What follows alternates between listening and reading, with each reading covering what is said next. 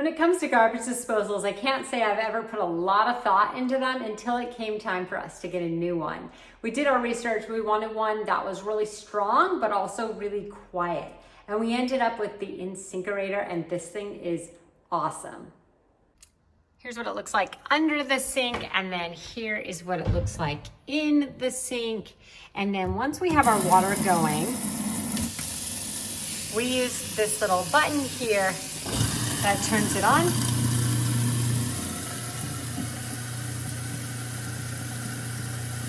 And you can see it's not grinding, it's not too loud. I don't have anything in there right now, that's just water running, but I'm obsessed with the air button as opposed to having to flip a switch. That is so, so simple.